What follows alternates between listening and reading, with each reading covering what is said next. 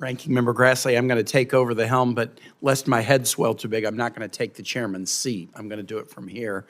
And I'm up next. Ms. Wood, I wanted to dig into your question. I really appreciate you being here and sharing your story. And tell me a little bit more. You thought moving to Tallahassee, farther away from the coast, where maybe the weather emergencies were less extreme, you thought that would be the solution, and yet why was that not the solution? You had a bad experience with this insurer that was going to cut you off without even telling you and not even sharing the information about your roof. You did find another insurer, but were there not companies in the Tallahassee area when you talked to them that, you know, would offer affordable homeowners insurance? And is that part of the reason why you've decided not to buy another home in Florida? Thank you. When we knew that South Florida was kind of the epicenter of the weather disasters, the insurance problem, and we thought Tallahassee would be safer. Our daughter lives there. And we started looking for homes, and we started talking to people about their insurance problems, and they were basically repeating the same things that were happening down south at a lower level. We just, a few weeks ago in Tallahassee, had a freak thunderstorm come through, knock out the power to 70,000, 80,000 people for several days. And it wasn't a hurricane. It was a storm, a rainstorm. And then I started talking to people, how are you doing? What do you see here? And they all say they are seeing increased weather events where they live, where they didn't have that before.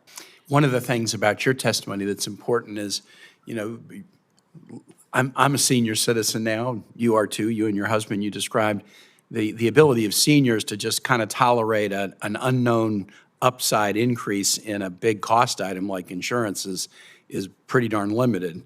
And so when you are worried about the unpredictability of upside, that hits seniors particularly hard. Dr. Sen, I have a question for you. When we talk about the impact of insurance on housing, we're often thinking about homeowners, but there's a significant impact to multifamily properties as well. I reached out to the Virginia Housing Agency, which is our housing financing agency that largely supports low and moderate income rental properties.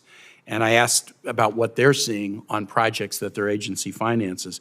Across the 119 local jurisdictions on which they have sufficient data, 105 are averaging at least double-digit annual increases between 21 and 23, and 9 average triple-digit increases, including 2 in the Hampton Roads area near the Atlantic Ocean, Virginia Beach, and Chesapeake. If you're a nonprofit developer or public housing agency serving low and moderate income families, and it's an important thing, these increases are really tough on the developer, and then they get passed on to a tenant, unlimited means. Are the same dynamics in play when we talk about multifamily insurance markets as in single family? Yeah, so in Florida, similar set of insurers are sort of in both markets. And so I would expect similar dynamics play out. However, unfortunately, we haven't been able to explore this in as much depth, in part because the data on multifamily insurance is not granular enough for us to look at it in any sort of systematic way. And that's why collecting these data, the FIO NAIC call, needs to focus across all segments of insurance and collect these data in a systematic way so that we can look at them, because these issues are so much worse for people with low income. In the low-income segment, their premiums are the highest, and they've also sort of grown the most in the past few years. If I could also respond to Mr. Mulready on the point about regulators sort of looking at, and we shouldn't pay, rating agencies is not something that we need to look at. I would just point out that in Florida, if you look at the number of exams that the Demotech-rated insurers, that, by the way, have a 20% insolvency rate relative to 0% for traditional insurers, they get examined at the same rate as the traditional insurers like Farmers and Allstates get examined, which is it's not something that you would expect. If you're more risky, you would expect regulators to come look at them much, much more frequently.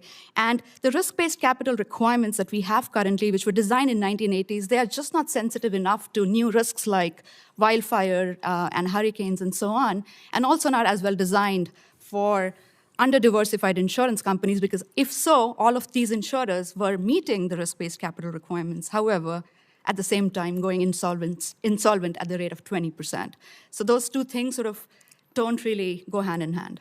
Thank you, Senator Johnson.